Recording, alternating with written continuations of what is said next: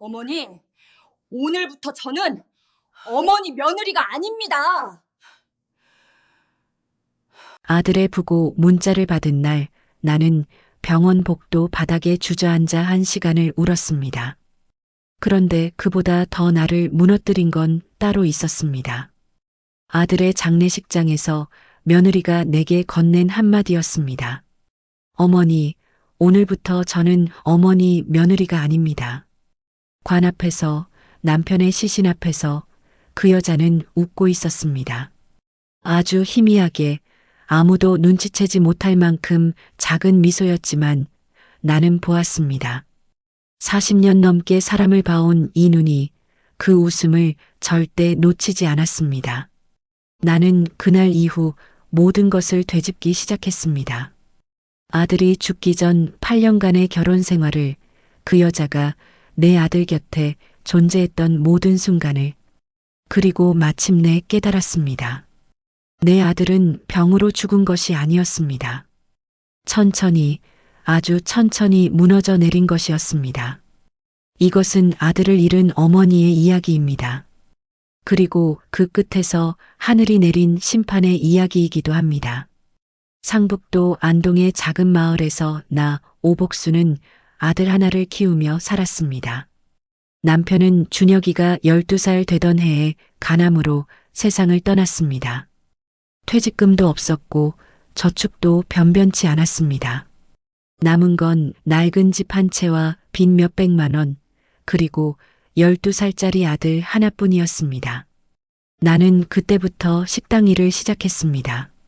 새벽 어머니, 5시에 일어나 시장 오늘부터 국밥집에서 설거지를 어머니 했고, 며느리가 아닙니다. 낮에는 공장 구내식당에서 배식을 했고, 저녁에는 동네 슈퍼 계산대에 앉았습니다. 세 군데를 뛰어다니며 번 돈으로 준혁이 학원비를 댔습니다. 수학학원, 영어학원, 나중에는 논술학원까지. 준혁이는 기특한 아이였습니다.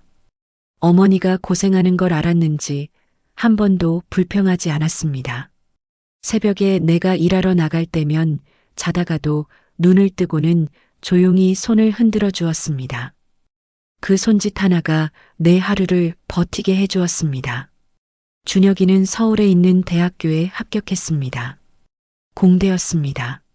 나는 그날 밤 이불을 뒤집어 쓰고 엉엉 울었습니다. 기쁨의 눈물인지 서러움의 눈물인지 나도 몰랐습니다. 아마 둘 다였을 것입니다. 서울에 보내면서 나는 아들에게 딱 한 가지만 부탁했습니다. 나중에 결혼할 때는 마음이 따뜻한 사람을 데려오너라. 얼굴이나 돈보다 마음씨를 봐라. 준혁이는 씩 웃으며 고개를 끄덕였습니다. 그 말을 그 아이가 얼마나 귀담아 들었는지 나는 나중에야 알게 되었습니다. 준혁이가 31살 되던 해봄이었습니다. 전화가 왔습니다. 어머니, 소개팅에서 만난 여자가 있는데 한번 내려와서 봐주실 수 있어요? 목소리가 들떠 있었습니다. 내가 그 목소리를 들은 것이 몇 년 만인지 몰랐습니다. 대학 합격 소식을 들었을 때 이후로 처음 들어보는 기쁜 목소리였습니다. 나는 다음 날 새벽 첫 버스를 타고 서울에 올라갔습니다. 그녀의 이름은 한지수였습니다. 처음 봤을 때 솔직히 말하면 나는 숨이 막혔습니다.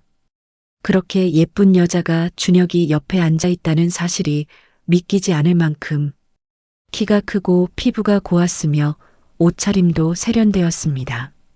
서울 강남에서 나고 자란 여자였습니다. 아버지는 작은 건설회사를 운영한다고 했습니다. 처음 인사할 때 그녀는 허리를 깊이 숙였습니다. 어머님, 처음 뵙겠습니다. 목소리는 낮고 부드러웠습니다. 나는 그날 저녁 혼자 숙소에 앉아 오래 생각했습니다. 뭔가 이상하다는 느낌이 들었습니다. 손가락 하나 꼭 집어 말하기는 어려운 그 느낌. 너무 반듯하고, 너무 정확하고, 너무 계산된 느낌. 그러나 나는 그 느낌을 눌러버렸습니다. 내가 너무 까다로운 어머니인 것은 아닐까? 아들이 저렇게 좋아하는데 내가 방해가 되면 안 되지. 그것이 내 첫 번째 실수였습니다. 결혼 준비는 일사천리였습니다. 지수 쪽에서 서두른 탓이었습니다. 만난 지 1년도 되지 않아 예식장이 잡혔고 신혼집도 정해졌습니다. 서울 마포구에 있는 전세 아파트였습니다. 보증금은 지수 아버지가 절반을 댔고 나머지 절반은 준혁이가 몇 년간 모은 돈으로 충당했습니다. 나는 아들에게 내가 가진 적금 하나를 깼습니다. 2천만 원이었습니다. 그게 내 전 재산의 절반이었지만 아들 결혼에 내가 아무것도 못하면 어미가 아니지 싶었습니다. 지수는 그 돈을 받으면서 감사합니다. 어머님이라고 했습니다. 웃었습니다. 그 웃음이 왜 그리도 가볍게 느껴졌는지 결혼식 날 준혁이는 행복해 보였습니다. 그것 하나가 나를 버티게 했습니다. 그런데 피로연 자리에서 일이 있었습니다. 지수의 어머니가 내 옆에 앉더니 낮은 목소리로 말했습니다. 사돈어른, 우리 지수가 시골 생활은 잘 모르니까 앞으로 이래저래 맞춰주셔야 할 것 같아요. 나는 그게 무슨 말인지 정확히는 몰랐지만 느낌은 알았습니다. 이 결혼에서 맞춰야 할 사람은 나라는 뜻이었습니다. 결혼 초기에 지수는 두 가지 얼굴을 가지고 있었습니다. 준혁이 앞에서의 얼굴과 나를 대할 때의 얼굴이었습니다. 준혁이 앞에서 그녀는 언제나 살갑고 다정했습니다. 오빠 힘들었지? 맛있는 거 해줄게. 회사 어땠어? 목소리는 늘 달콤했고 표정은 항상 부드러웠습니다. 그러나 내가 서울에 올라와 아파트에 머무는 날이면 달랐습니다. 직접적으로 무언가를 하거나 말하지는 않았습니다. 그게 더 무서웠습니다. 그녀는 눈에 보이지 않는 방법으로 나를 압박했습니다. 내가 부엌에 들어가면 그녀는 조용히 팔짱을 끼고 서서 나를 바라봤습니다. 아무 말도 하지 않았습니다. 그냥 봤습니다. 그 시선 앞에서 나는 손이 떨렸습니다. 내가 손자를 보고 싶다고 말하면 그녀는 아직 우리 둘이 좀 더 즐기고 싶어요. 어머님이라고 했습니다. 준혁이는 그 말에 고개를 끄덕였습니다. 내가 명절에 내려오라고 하면 지수 측 부모님께도 가야 해서요. 어머님하고는 날짜를 따로 잡겠다고 했습니다. 그 따로 잡은 날짜는 매번 사정이 생겨 미뤄졌습니다. 아들에게 전화를 하면 지수가 옆에 있는 날엔 통화가 짧았습니다. 어머니, 저 지금 좀 바빠서요. 나중에 전화할게요. 그 나중은 늦은 밤 지수가 먼저 잠든 시간에야 겨우 왔습니다. 나는 이 모든 것을 혼자 삭혔습니다. 아들이 행복하면 됐다고, 내가 참으면 된다고. 결혼 3년째 되던 해 나는 무릎 수술을 받았습니다. 퇴행성 관절염이 심해진 탓이었습니다. 수십 년간 새벽부터 뛰어다닌 게 무릎에 다 쌓인 것이었습니다. 수술 후 한동안 혼자 거동이 힘들었습니다. 나는 준혁이에게 전화를 했습니다. 아들, 어미가 수술을 했다. 한동안 다리를 못 쓴다. 준혁이는 걱정스러운 목소리로 내려가겠다고 했습니다. 그런데 그날 저녁 다시 전화가 왔습니다. 어머니, 죄송한데 이번엔 제가 내려가기 어려울 것 같아요. 회사 일이 좀 많아서요. 목소리가 달랐습니다. 말투가 달랐습니다. 배경에서 그릇 부딪히는 소리가 들렸습니다. 나는 알았다고 했습니다. 괜찮다고 했습니다. 전화를 끊고 혼자 병원 침대에 누워 천장을 봤습니다.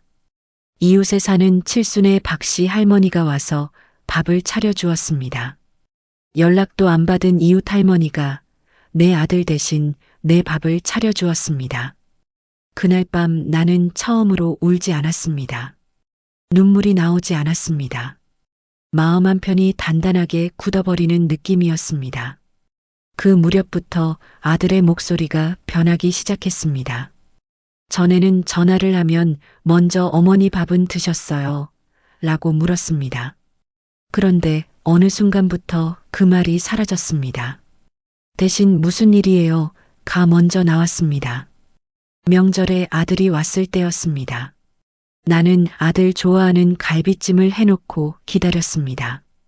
아들은 왔지만 밥을 반도 먹지 않았습니다. 어머니, 저 좀 쉬어도 될까요?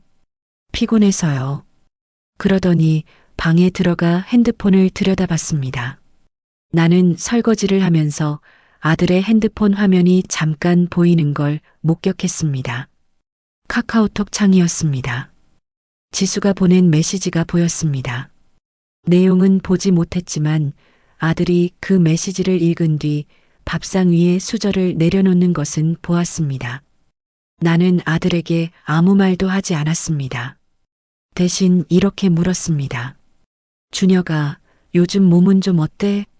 회사 일이 너무 힘든 거 아니야? 아들은 잠깐 멈칫하더니 말했습니다. 괜찮아요, 어머니. 저 좀 이상한 것 같기도 하고. 잠을 잘 못 자네요, 요즘.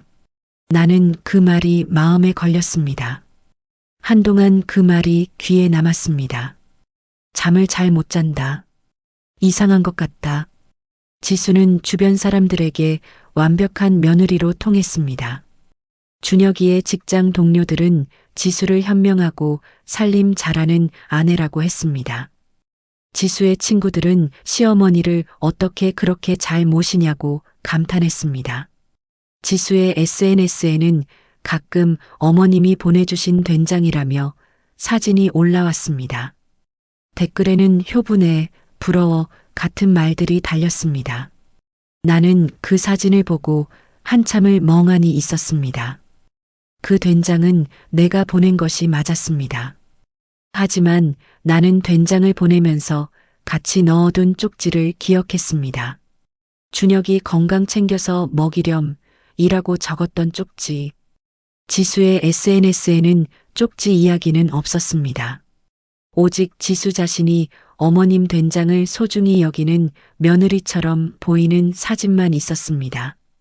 그 무렵 내가 동네 교회 집사님을 통해 들은 이야기가 있었습니다. 지수의 어머니가 아는 분을 통해 흘린 말이라고 했습니다. 우리 지수가 참 고생이야. 시어머니가 좀 까다로워서 며느리 모임에서 제 아들 스펙이 좀 낮았으면 결혼도 안 했을 텐데 하면서 서운하게 굴거든. 나는 그 말을 듣고 한동안 아무것도 먹지 못했습니다. 내가 언제 그런 말을 했는지 내 기억에 없었습니다. 내 입에서 나온 말이 아니었기 때문입니다. 그러나 사람들은 이미 그 이야기를 믿고 있었습니다.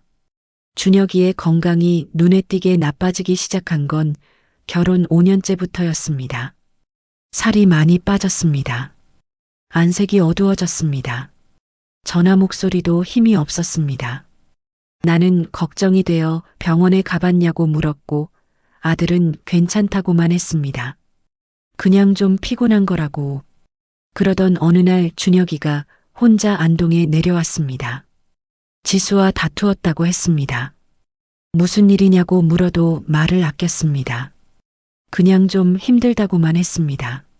나는 아들의 손을 잡고 앉아서 밥을 먹었습니다. 아무 말도 하지 않았습니다. 그냥 옆에 있었습니다.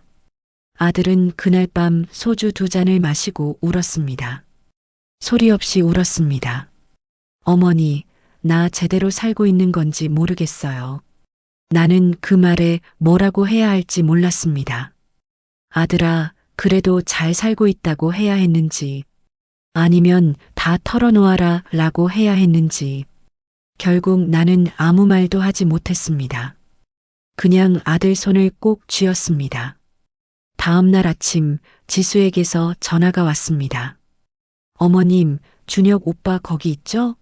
제가 데리러 갈게요. 목소리는 조용하고 침착했습니다. 마치 아무 일도 없었다는 듯이. 준혁이는 짐을 쌌습니다. 어머니, 저 가볼게요. 나는 문 앞에 서서 아들을 보냈습니다. 등이 작아 보였습니다. 어린아이처럼 작아 보였습니다. 그로부터 6달 뒤 나는 우연히 알게 되었습니다. 준혁이 대학 동기 어머니를 통해서였습니다. 그 어머니가 말하길 자기 아들이 준혁이한테 들은 이야기라고 했습니다. 지수가 결혼 전부터 다른 남자와 연락을 주고받았다는 것이었습니다. 결혼 후에도 그 연락이 이어졌다는 것이었습니다. 준혁이가 그것을 알고 크게 다투었다는 것이었습니다. 나는 처음에 믿지 않았습니다. 아니, 믿고 싶지 않았습니다. 이런 일은 드라마에나 나오는 것이지 내 아들한테 이런 일이 생겼을 리가 없다고. 그런데 그 이야기를 들은 날 밤 준혁이에게 전화를 했습니다. 아들, 요즘 어때? 별다른 말은 하지 않았습니다. 그냥 목소리를 듣고 싶었습니다. 아들은 잠깐 침묵하다가 말했습니다.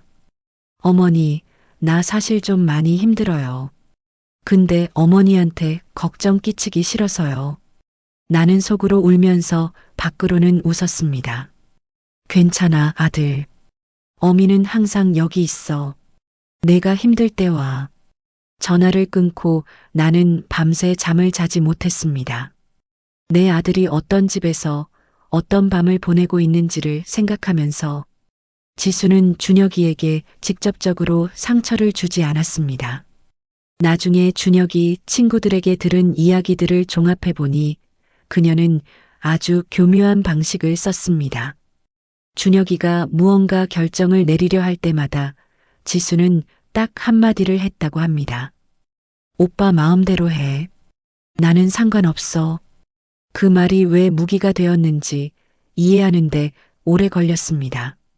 자신이 원하는 것을 말하지 않고 상대가 결정하면 그 결정에 대해 서운함을 품는 것.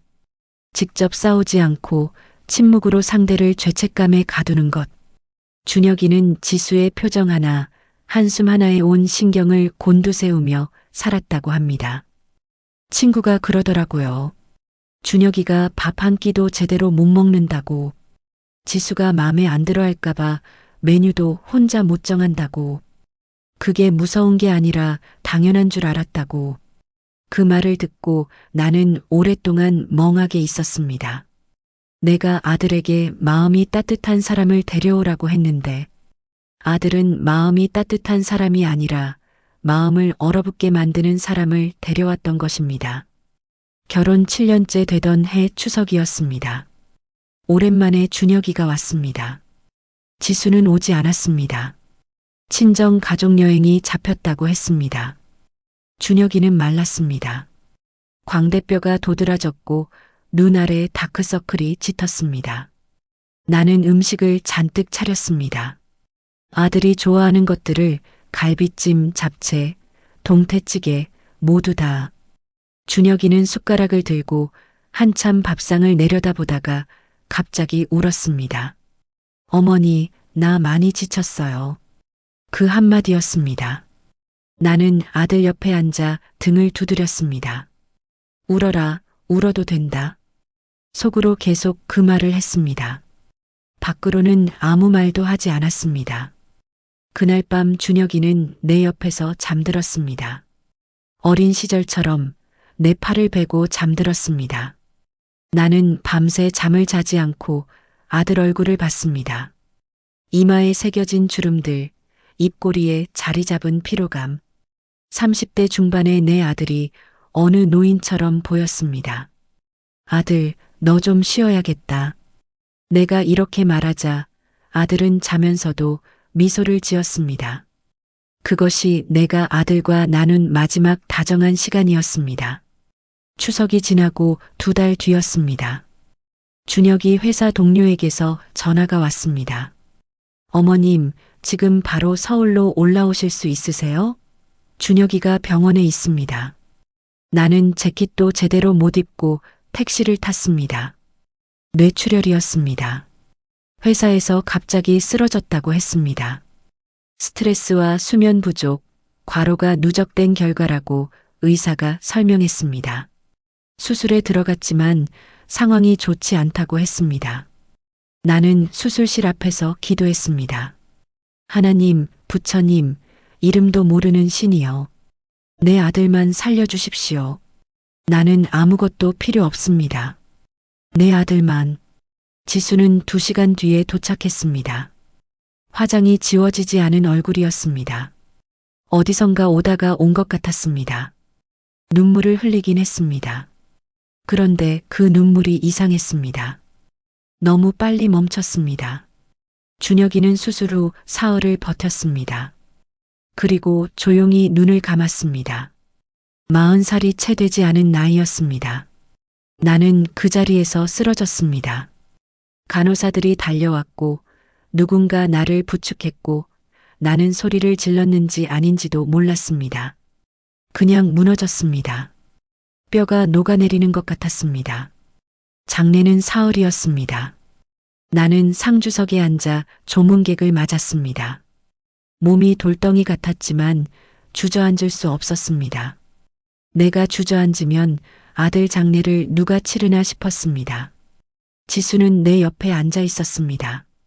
검은 옷을 입고 손수건을 들고 눈을 붉혔습니다. 사람들 앞에서는 완벽한 슬픔이었습니다. 그런데 조문객이 뜸한 새벽 2시였습니다. 나는 화장실을 다녀오다가 지수를 봤습니다. 복도 구석에 서서 핸드폰을 보고 있었습니다. 화면이 밝았습니다. 그리고 그 화면을 보는 지수의 입꼬리가 아주 살짝 올라가 있었습니다. 나는 그 순간 온몸이 얼어붙었습니다. 아들의 관이 있는 방에서 고작 몇 걸음 떨어진 복도에서 그 여자는 미소를 짓고 있었습니다. 나는 뒤돌아 빈소로 돌아왔습니다. 아들 영정 앞에 앉아 손을 모았습니다.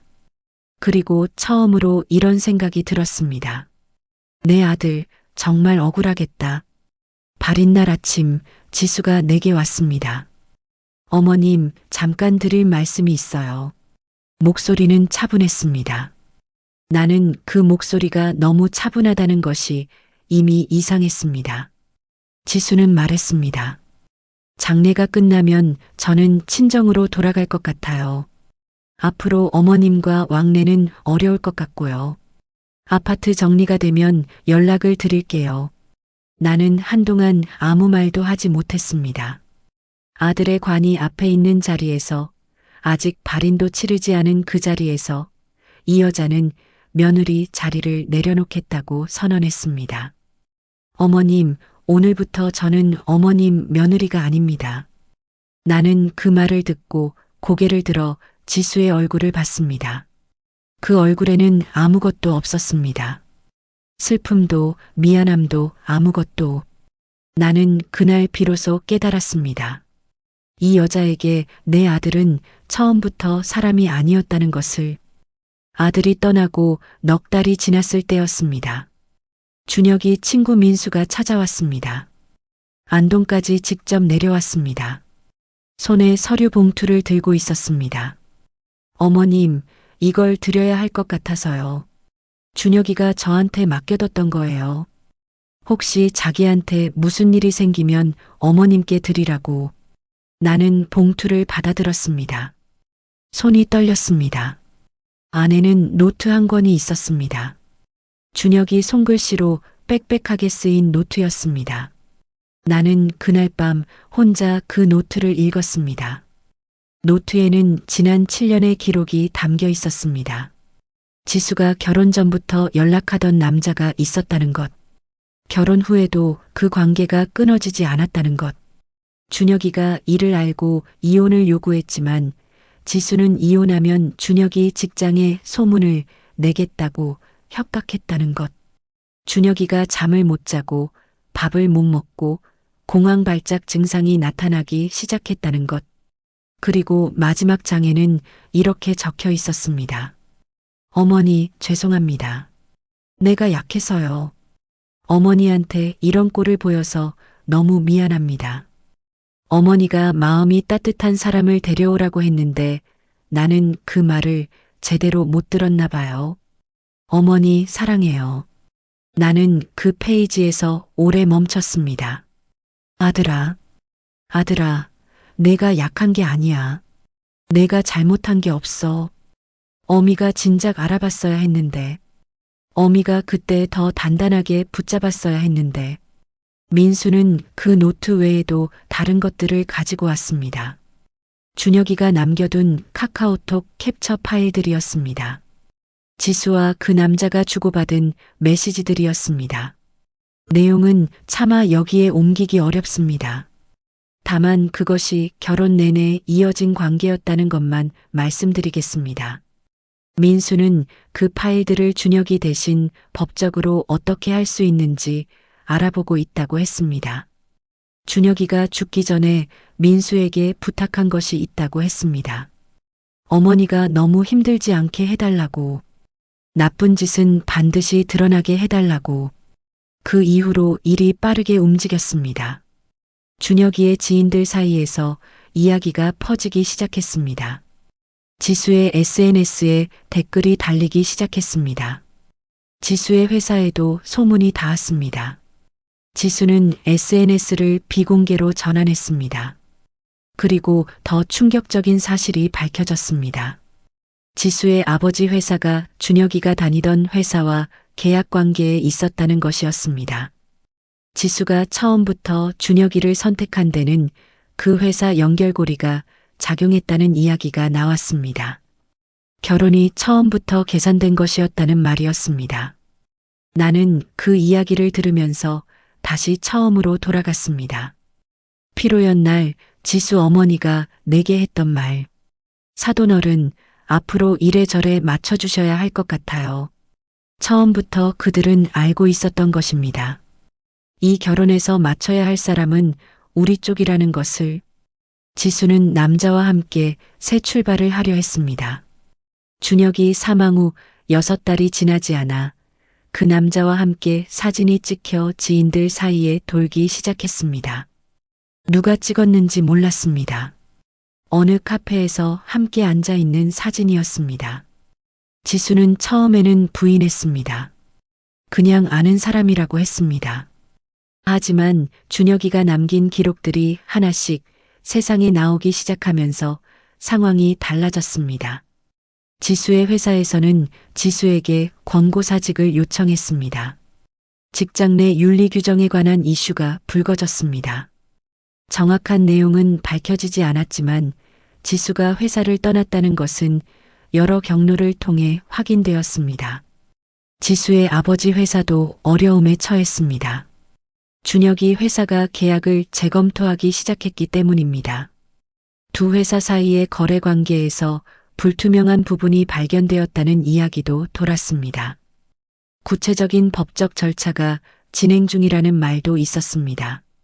그리고 그 남자, 지수와 오랫동안 연락을 주고받던 그 남자는 알고 보니 이미 약혼한 상태였습니다. 약혼녀가 이 사실을 알게 되면서 파혼을 선언했고 그 남자 역시 직장에서 문제가 생겼다는 이야기가 전해졌습니다. 나는 이 모든 이야기를 들으면서 울지 않았습니다. 하늘은 보고 있었구나. 그 말 하나만 속으로 되뇌었습니다.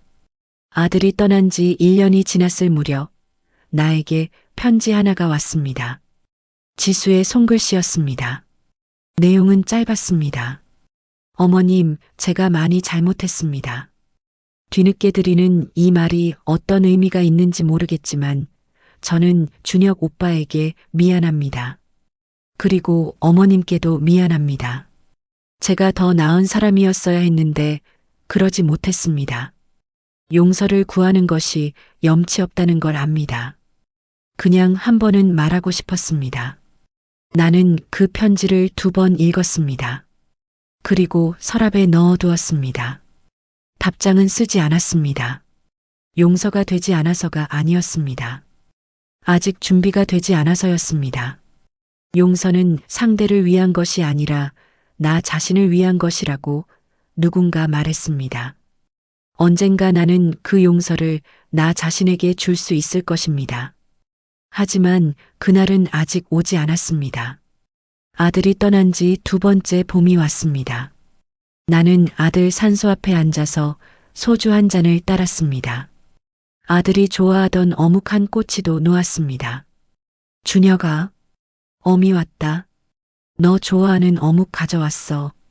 소주도. 봄이 왔더라. 작년보다 꽃이 더 많이 폈다. 내가 좋아했던 벚꽃도 폈어. 동네 둑방에 벚꽃이 다 폈더라고. 거기서 너랑 자전거 타던 때가 생각나더라.